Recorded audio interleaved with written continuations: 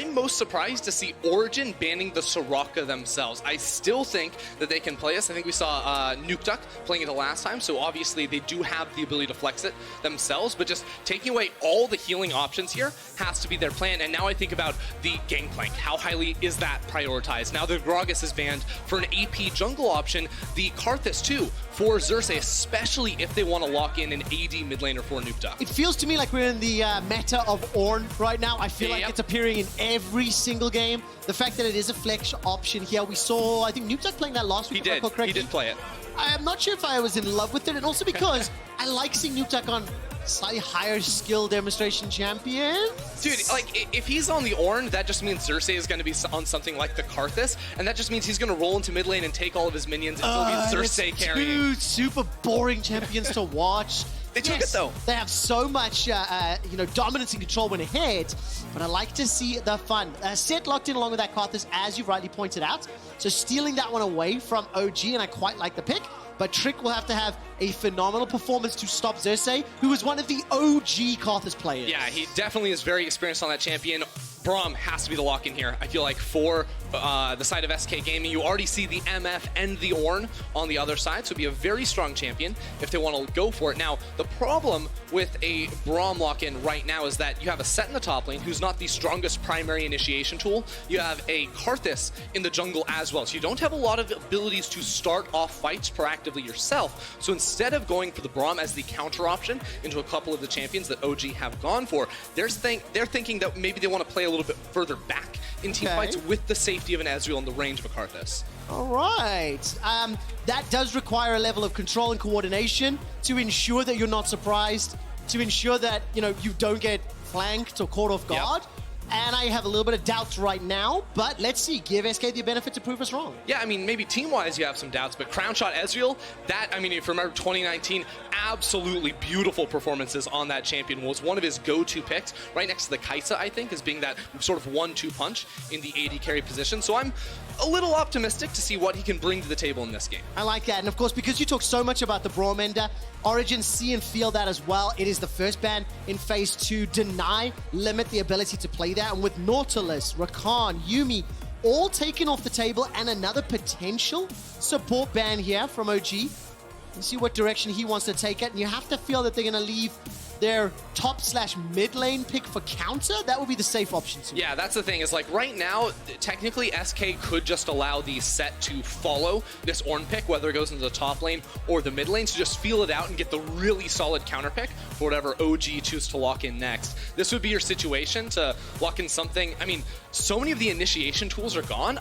I'm honestly a little confused as to what they would go for. Like, Morgana would be like a super niche counter, but I don't think you want that next to an Ezreal here. Like, Limit's gonna really have to dig down deep for this one. Okay, so what you're looking for something with initiation. Yeah, they need it. Is there a non-traditional pick that we could think of? Not quite the initiation, but you know what? Maybe an Abyssal Voyage can deliver Sett to the back. Maybe Karthus, and he can throw his Defile down. Not quite the option that you're looking for.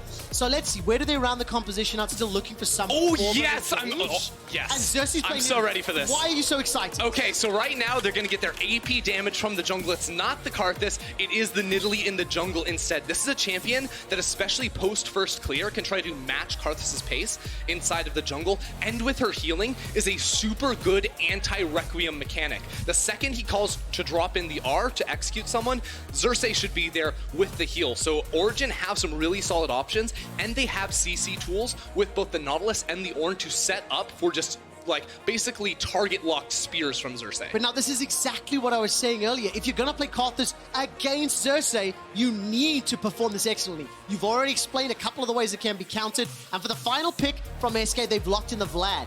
There is a lot of late game insurance here, but not a huge amount of initiation tools as far as I can see. Yeah, that's where like so much faith has to be put on Sacre in this game. Not only is he going back to, his preferred range top lane matchup that he's loved to play for so long here, not just in the LEC, but also in EU Masters, but the best way for them to start off a fight is a Vladimir flank coming in around the side. If he can drop down a beautiful ulti into the Requiem too, there is AoE combinations here for SK to try and take taken to the team fights. But now, of course, both of these teams have got a lot of abilities to play in the late game. I want to see what Xerxe can do on nidalee in the early game. I've seen nidalee over in the LCK, if I recall correctly. T1 actually played it, I think. I need to double check that one. But what are expectations for this champion in the game? It has the ability to impact earlier, I feel, than a Karthus. Yeah, the thing is, nidalee ganks aren't going to be super, super strong unless she's next to champions that have CC to set it up. She can apply the red buff from range, so don't be too surprised. But honestly, I think that this is going to be a very excellent scaling pick alongside the Karthus. Expect her to spike around one item primarily and then go hard in the mid game. All right, so let's see what they can do. We actually have Medic standing by with Quixote to find out. Thank you very much, Quickshot. I'm joined by Quixote. I want to talk a little bit about when you saw SK drafting very safely, looking at Ezreal, Tahm Kench. What goes through your mind as a coach, and how does that affect your draft? It's hard to say because they seem to start drafting a comp with a low amount of CC. Which opened for some new picks. I was not really expecting them to draft this way, but I just feel that it just gives us a lot of freedom when they have a comp with low amount of CC. So that's the only thing that's the only info that we got from those picks. Okay, that makes a lot of sense. Do you look at the scaling on either side and worry a little bit? Because when you're looking at like a Vladimir, when you're looking at a Karthus, you know they have a lot of magic damage in the late game. Yeah, but at the same time, most of their scaling comes from magic damage, right? Even the Ezreal has a bit of magic damage, so I think that if we itemize properly and then with the upgrades of Ornn, scaling shouldn't be that big of an issue, even though I do think that they have a strong comp later on in the game. Thank you very much. We're going to hand it back across towards the casters. All right, so Quixote not necessarily too worried about the scaling on SK's side. Now, I love the point he made about the low CC from SK. This is also something we were looking at. And what that basically means is that they went for this nidalee because there's not a whole lot of initiation tools to stop her from poking before a teamfight breaks out. And SK already on the offensive with Ezreal and Tahm Kench and the Karthus. It is a very, very strong level 1, so they can force OG out of the jungle. All right, good job here from SK. I am very happy to hear their game plan and see the game plan activating itself. Zendo and I just having a little giggle to ourselves. They've got vision, they've got some control. What is the response here from OG? Xerxe sort of backed away safely, pulling in support here from Upset and Destiny. Is this the right call? I mean, they're going to scout the bush with the Q. Big damage on towards Trick. So the question is, do SK want to stick around, especially with Nukeduck coming around? I think they're going to be able to get him out of here. Who wins the fight here? Because it looks like it's coming. I mean, SK have so many strong level 1 tools that OG really have to play off a good hook. So why are they running away? I don't, because this is so weird. They're playing around the wall, right? Because ideally they want OG to start up the buff and sort of lock themselves inside of that pit. OG are getting really, really stubborn though. SK can stay though. They should win this. Stop getting hit by spears, and then you can win this. And of course, SK, they're playing so nervously, cautiously. Trick is going to steal away the chicken's camp. One secured by Nukeduck. And Trick gets a couple more. I need to double check the CS. 2-1. It actually ended up meaning Trick burns his mana and he doesn't get the CS. Yeah, so it's basically even overall here. Xerxe, neither of them hit level 2, and Trick is going to be way happier with this sequence of events. Now that Xerxe has gone mid for the level 2, though, we should get Trick out of here. Does indeed. That's an early flash. If the Javelin had connected, maybe the Cougar form would have gone you know, towards Trick. SK, great idea. Oh, look at Xerxe. Fumbling on the execution. Xerxe can keep on going in here. He's going to scout the blue buff first, so maybe Trick can take over to level 2 if he gets those 2 small wolves. Xerxe still on the hunt, though, and level 2 doesn't come through. This is so bad. All right, Trick is able to secure it, though. Hits level 2. I'm assuming putting a point into that to find instead of the wall of pain, and now Xerxe is going to hop across. So his red buff, if I recall, was not picked up yet. Right. And let's see if Xerxe can secure the 3 buff. Yeah, so the thing is, if Xerxe was able to actually get the red buff at level 1, he for sure wins this, because he can just go into a ranged form, into his human form, and just start right-clicking on Trick. And there's not a whole lot that Trick can do against that. Even with the Q being a very strong level 1 ability, it's not quite going to be enough. So now Xerxe very likely just sprints over towards his topside jungle, stops Trick from doing a whole lot, because as you can see, level 1 Karthus without access to a blue buff is just going to have to go for an early base. He just doesn't have the mana. No, absolutely does not, especially after the additional spam on the enemy chicken camp, then following it up on your own. So the sequence of events ends up giving OG a small advantage here during the course of the early game, and Xerxe should be able to secure his own blue, giving him a 3 buff start to 1, which is just great for a nidalee. You really want to accelerate as quickly as you can. Oh, for sure.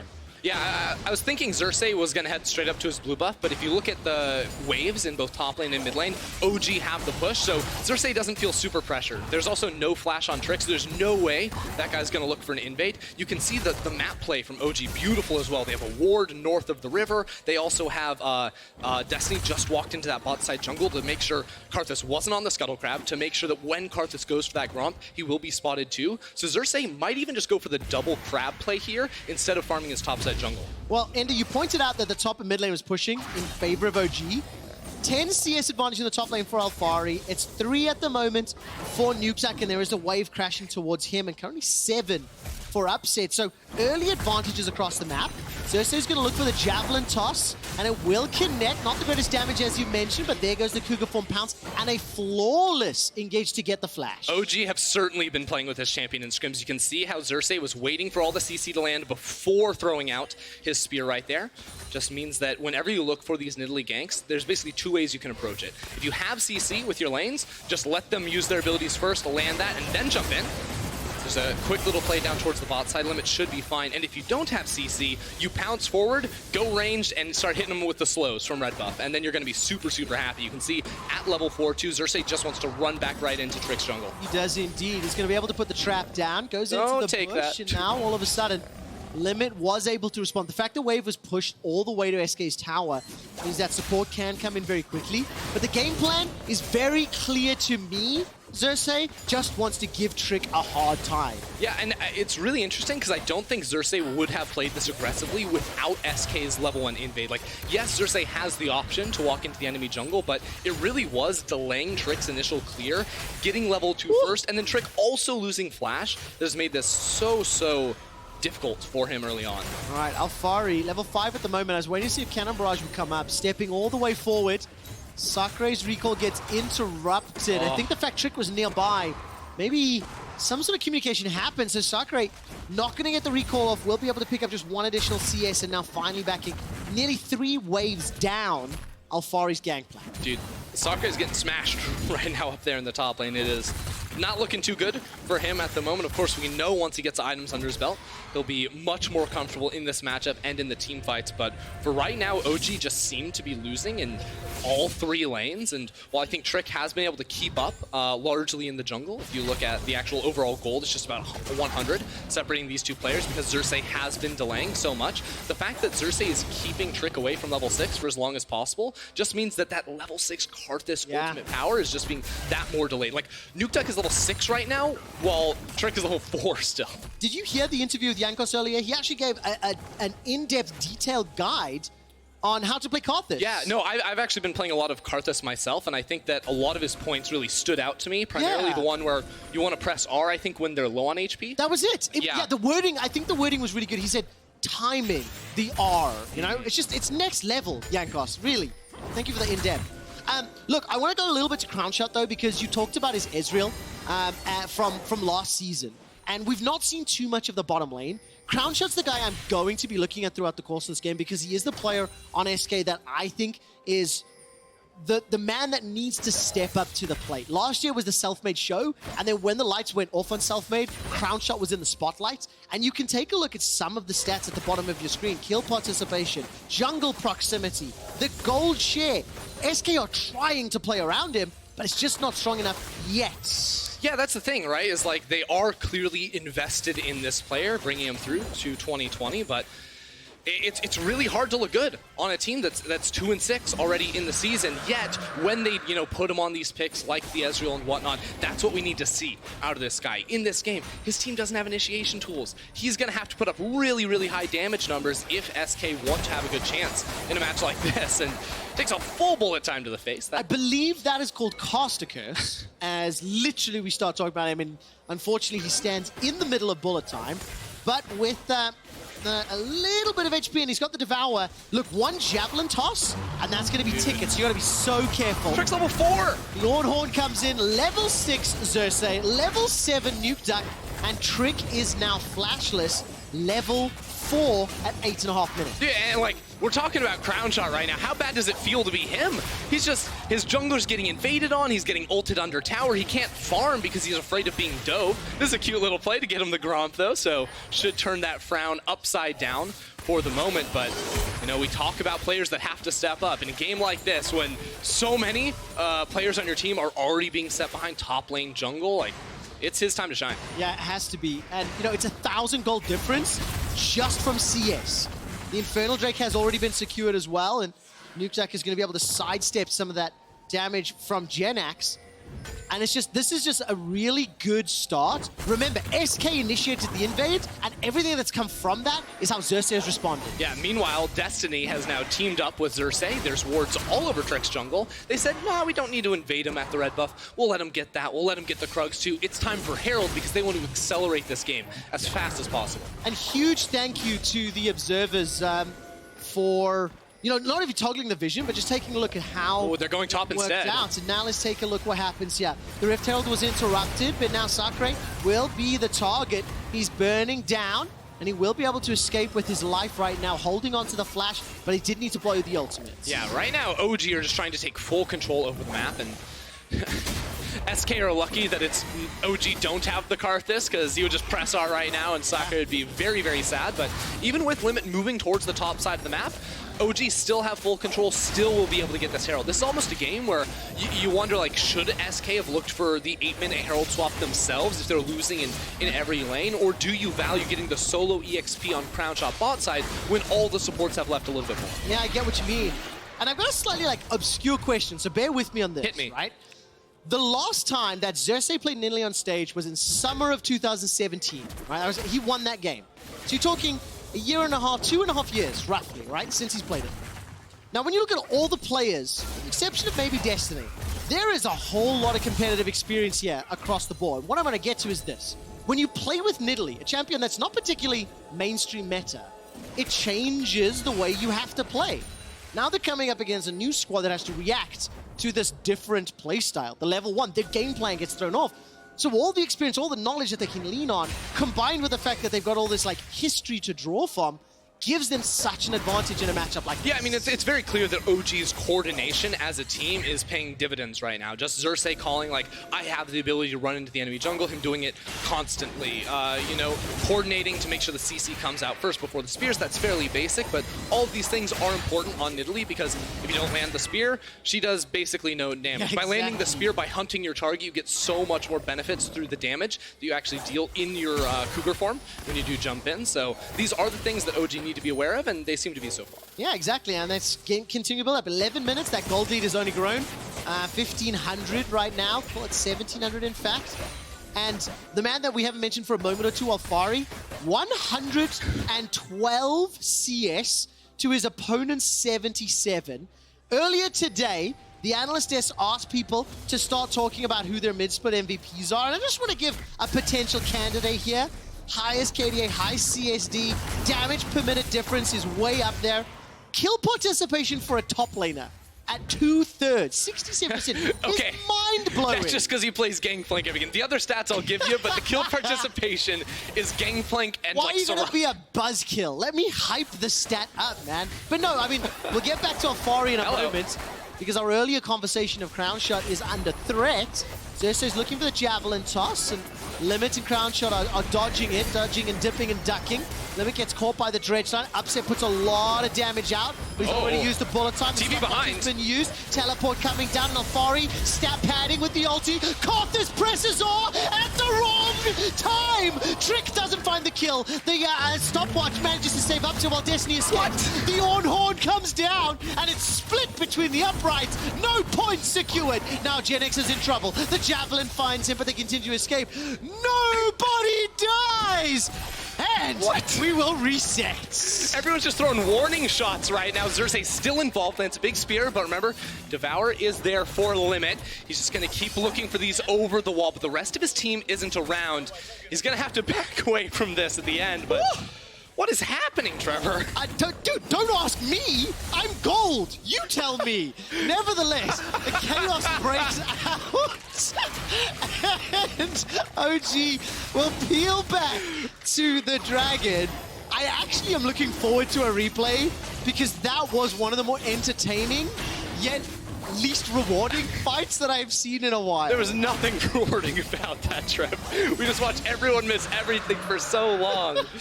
And OG don't seem like they want to give up. They're right back in the jungle. They want that bot lane tower too. So at the end of it all, it is still OG out on top. And if I can theorize for a moment, Ocean Drake for OG is Trick's worst nightmare. The key is pressing R at the right time, and if they have all of that regen, it could make such an impact on a jungler that is a level down, 25 CS out, and is already struggling. Let's take a look at this potential engage as Trick wants to get first blood. Alphari will be the target, and it should easily be secured here. Turn your E off! May not! The Devour! It finally happens, and Limit is able to pick it up, and now the turnaround. Limit gets caught by the Dredge Line. Here comes Upset. Bullet time's available. They sidestep the Wall of Pain. Ends up being the Wall of Shame. Upset's not done yet. Yeah, Xerxe is on the way as well, so it's going to be a little bit wild, but they're going to play off of the next Dredge Line from Destiny. Wait, that's a wall.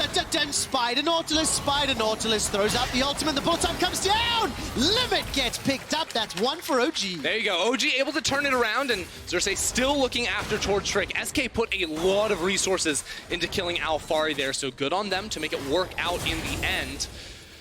It was a close call, though. He was dodging a lot of Qs there. I had one of those moments where I was like, it's going to be an easy kill. He blew up a barrel. All of a sudden, Trick went low, and it looked like he was running out of mana as well. Yeah, I was calling in the fight, turn your E off, Trick, because he's just burning all his mana. He's not going to be able to cast a Q. In the end, though, was able to finish him off. Now, OG have the wave in top lane again. You can just see this is how OG do beat you. It's by controlling minion waves, right? They've gotten every objective so far in this game. They got that bot lane tower, and there's no way for SK to respond anywhere else on the map because SK went super deep to get that kill. OG chased them all the way down, so they get more chip damage onto that top lane tower, while Nukeduck was able to hold off 1v2 in there. Yeah, and of course, unfortunately, because all the action has been played sort of elsewhere on the map to a degree, yes, there's been some ganks in Crownshot's lane. He's stayed even. But truthfully, mid is behind, top is behind, Trick is way behind on this Karthus. SK Gaming find themselves in a 3,000 gold hole, and it will be difficult to come back because there's so many initiation tools on OG, so they can maintain this lead by pushing into SK over and over. Exactly, and you can already see, like, itemization-wise, like, Xerxe has 2 items, and yes, he's going for cheap itemization here, right, with the Athenes, the support build. He probably goes for an Ardent Sensor next to, for a couple of the auto-attack dealers on his team, but that's going to help him max out on CDR very, very quickly. It's going to mean the heals are going to be there constantly, and then how do SK actually kill the back line? Well, that's going to be really hard unless they find perfect flanks with Sacre and Jenax. Can you theorize with me, like, sort of, nidalee builds within the context of this game and maybe how it would differ in other games? Like, do you like the slightly more supportive builds? So, in solo queue, I say grab yourself a Lick Bane, get yourself a Rabadons, go full damage, a Medjai's, toss it in there, but in pro play here, when you have, like, a GP and the MF too, I think you go for the more supportive build. You may even see Xerxe just healing up ornn in the front line too and soaking up a whole lot of damage from Crownshot, because when you look at SK's comp, like, all Crownshot is going to be able to do is hit tanky frontliners. So if you just heal through that, his actual impact is going to be severely reduced. Yeah, definitely. All right, so good context. Let's see what the next item will be, if it is going to be that Ardent Sensor. Essence Reaver picked up by Upset. Manamune slowly stacking up for Crownshot. And Sacre, he's just thrift shopping at the moment. A Seeker's Arm Guard, the Phoenix Codex, that's not a lot to work with on a Vlad. The Rift Herald has been summoned, and the Ornn Horn, it's thrown out. That's a double knockup. Limit will get caught up by 3 different ultimates, but doesn't go down thanks to the thick skin. And the Herald will get tagged by a True Shot Barrage, but it won't be enough to kill it. 3 towers to 0. 2 dragons to 0. And despite the even kill score, 4,000 gold up, and OG, they're not done yet. It is a very OG game right now, Trevor.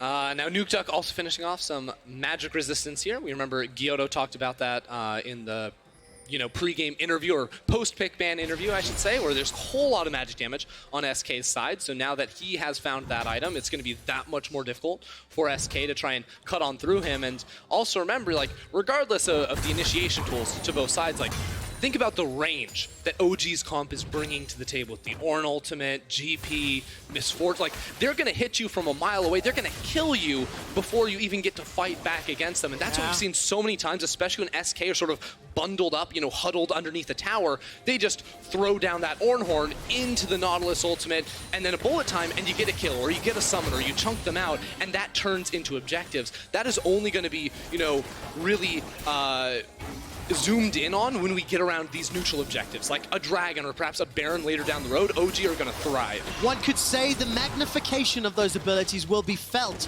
when we zoom in on those clumped up team fights. Look at the flank, look at Ornn roaming down towards mid as well. We're about to see a big team fight. All right, Alphari, stat pad with a cannon barrage after 1, 2, 3, 4 man stack. All of a sudden, Jenax is giving in, but the party's going to be simply too late. Bullet time comes out, and the magnification of the range is great. Oh, flash spear! Will be able to pick up the kill. The Thatch of the Javelin toss manages to find another. Defensive flash from Sacre and Crownshot. They're slowed by the call of the Forge Guard, but the knockup will not land. 2 members down, a teleport committed, and Jenax pieced out of the fight because he's just going for a tower. The fight was lost before he could even arrive. Yeah, it's just not even fair for SK to play into this. As I said, they can't get away from OG's skill shots, and they just continue to push further and further. I mean, like, SK, they were trying to go for a fight there. They said, like, even though we're down, we need to stop OG from stacking the Drakes. SK, yes, they got the Drake. Yes, they stalled out the stacking mechanic, but they just fed OG more and more gold. Yeah, they have. And I mean, look, I think, while it's a little harsh to say, this is kind of how you expected the game to play out. You know, when you have looked at the teams this split, SK Gaming have gone 2-6, and they've only beaten teams below them, right? They took out Vitality, they took out Xerxe, if I recall correctly, and the squad just hasn't stepped up to be very competitive against the top of the table. This is the end of the first round robin, and for SK, some big things have to start changing for them to start looking maybe lower down, looking at the likes of Rogue, Mad Lions, XL, and try to pick up wins there. And if you can scrape into the top 6 for playoffs, but it has to start in the second half of the split. Yeah, and that's where you're like sort of like trying to identify like which players do we feel like need to step up. And for Crownshot, a guy who I think, you know, is one of the better players on this roster, you'd love to see more out of him, but it feels like almost when you see sort of a team get outclassed in this way, just like OG's teamwork versus SK is just like huge gap between the two in a match like this, and this is just evidence to that. Yeah, and look, the man on your screen, Tricky, will be able to escape the flash dredge line. It looked as though Destiny caught himself on a wolf, and Destiny's going to go underneath the tower. Right, Requiem comes down. That will do some damage. Sacre's now inside the fight as well. He completed the TP. Will be forced to go into the W and escape with his life. Teleport committed for that one. The second factor I want to bring into that discussion is, yes, Crownshot has to step up to carry, but I also think Trick needs to find a bigger impact.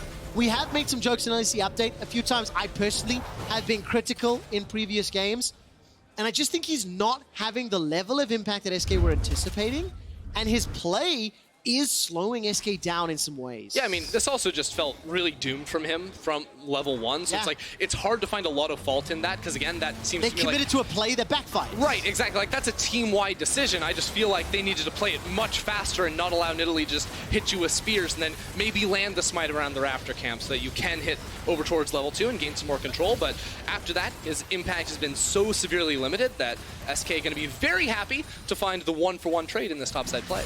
And I just want to put some numbers to that like second half of the split discussion that we talked about. You can see SK 2-6 right now, Xerxe 2-7, XL 4-5. Okay, so 1-2 games difference. Imagine if XL drops a game to SK. All of a sudden, that's a 1-game difference, right? There's 9 left to play after today. And on the other side, Origen, you assume they're going to finish this out. They'd be sitting for a G2 and Misfits at 7-3. Holding on first place. I cannot believe Misfits are up there. Yeah, I mean, just to see, you know, those 3 teams and it to be that Misfits on the 5 or 7 game streak, going to be a big deal. But OG, sort of expected for them as they go to engage. Definitely the case. Once again, the Devour comes out, and now Jenax gets stunned up, locked down. Bullet time does a lot. Oh my word. Give that man some air miles because he was flying. Nuke just sniped him out of the air, and OG able to continue also, on the advance. What are you meant to do? Put yourself in Jenax's shoes. A long-range Ornn, a long-range Nautilus ultimate. That just feels bad, man. Just obviously the jungle. Like, team is down like 7,000 gold too. Yeah, SK, hide in your base. It is nothing outside of there belongs to you anymore. You do not have any power, any say whatsoever in this game. Oh. Even if it looks like you're at a numbers advantage, you're not. Slow-mo, slow-mo, slow-mo. Give us a slow-mo. Yeah. See? Air miles. He's going to earn a free upgrade and an instantaneous teleport back to the base. I really thought the payoff was going to be better on that. You're like, don't say anything. No, I did too. I thought there may have been like a dramatic move, but I got the slow-mo I wanted, so thank you. Nevertheless, Limit gets knocked up into the air next 1 and 2 times, every single ability, and he will just get burned down. That was the slowest moving catfish I have ever seen in 10 seconds before the next Ocean Drake. Rounded the previous Oh my one. God! SK Dredgeline finds a target. Jenax gets a lot of damage. Where's the support? He manages to do it. Jenax gets some payback with a showstopper of note. The Requiem doesn't have enough to do anymore. The team is too far behind.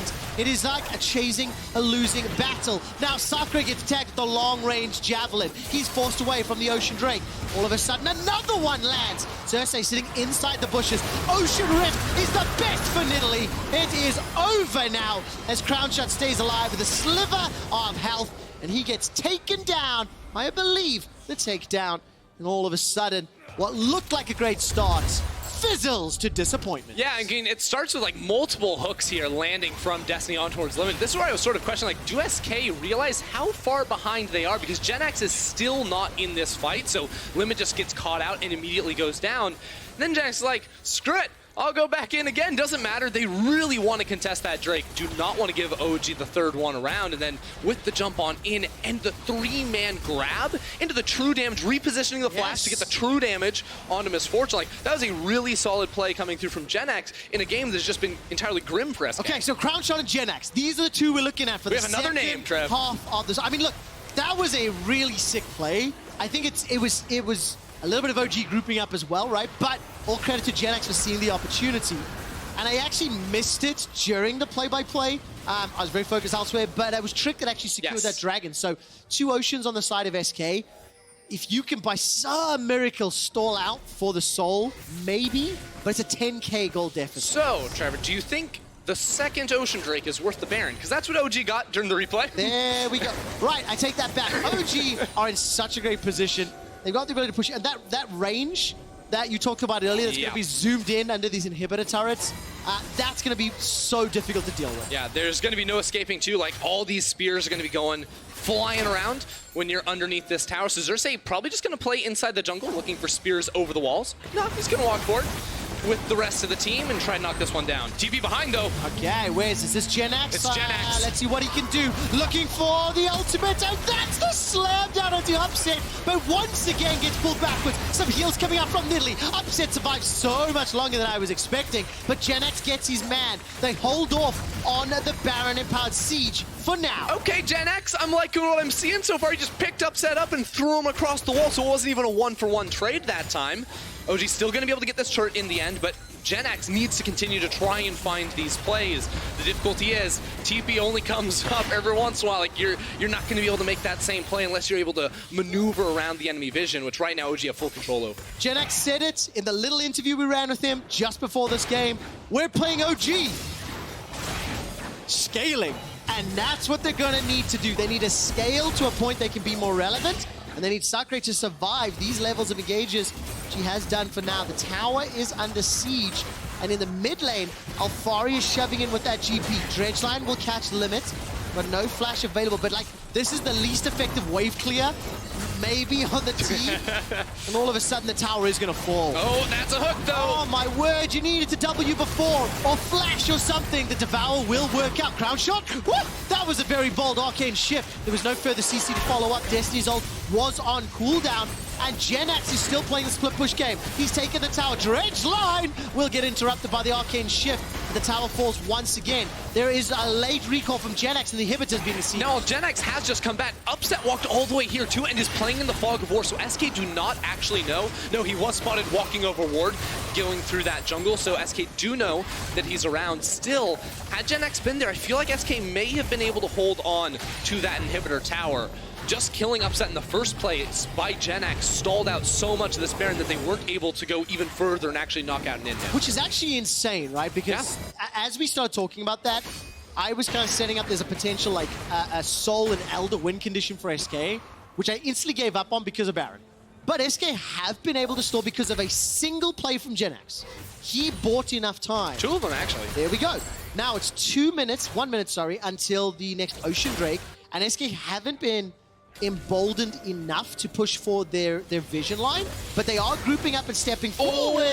Destiny just about able to get that, but the Arcane Shift put enough distance, and that means the flash is down. Yeah, so right now, Alphari's pushing up in the top side. I wonder how deep he wants to go with push. Not that deep. Instead, he's just going to push out that wave and start to rotate back towards the team. Now, SK picking up the last 2 dragons means that like they very clearly wanted to stop OG from getting to that sort of soul point win condition here, but I don't think they had the ability to actually leave their base this time. And if they lose a bad fight around the Baron at 30 or around the Dragon at 30 minutes, like that could just be the game. Now that all these inner turrets have been knocked down, now that bot lane inhibitor is exposed, so this time SK just going to give this one up and probably play for Dragon 4 for OG. It feels that way, and I think I need to give some kudos here to SK. They've been able to stall the last few minutes. Yep. A 10,000 gold lead at 20 minutes doesn't feel as bad at 30. Look, it's still a gigantic mountain to overcome. Yeah, and let's be clear, like, yes, SK have a lot of champions that scale well, but this isn't a game where we're saying, like, SK outscale, all they have to do is hold on. No, you're looking at, you know, the Gangplank on the other side. You're looking at ornn items too, right? So there are scaling elements to both sides. It's just right now, SK are, like, down full items or items and a half to their counterparts, so they do need time to get back onto an even close to even footing. And then, if they can do that, which is incredibly difficult, they then need another superior outplay from a Jenax or a Sacre. But also, crucially, by that point, Trick's Requiem's become a lot more valuable as we scale up. He's got himself the Void Staff. Sacre has picked up the Death Cap. You got 2.5, nearly 3 items here for Jenax as well. But I think this next Baron could be the deal breaker. Yeah, you speak about items too. I'm looking at the QSS on Upset because now how does Jenax play the fight? Gangplank can orange away that ultimate. Upset can cleanse it away too. You don't want to hit the Ornn. Like, you need to find nidalee somehow in this fight, I feel like, for Xerxe, or wait until a QSS is baited out until GP's W is gone too. So SK have to come to this fight very, very intelligently because one wrong use of that button and so much team fight power is just going to be wasted. Okay, what is on the replay here? Abyssal Voyage. Okay. To get a flank TP ward. That's really cool. That is sick. That is really cool. Thank you, observers. All right. So here's the thing. Jenax doesn't have TP and it won't be up to this Baron. Sacre does. And because OG's vision has been so good throughout this game, they would be able to see him come around on any flank realistically, but not that one. That one is going to be super, super crucial. All right, Crownshot and Sacre, they have teleports available. TP for Jenax is about 75% of the cooldown around. True Shot Barrage fired out just to scout out really what looked like the red buff bushes. Right, Baron is live. 3 minutes to Ocean, and the Soul is available for the grabs on the Origen side. Upset is stepping forward to clear out the Krugs in the top lane, and now the rest of SK.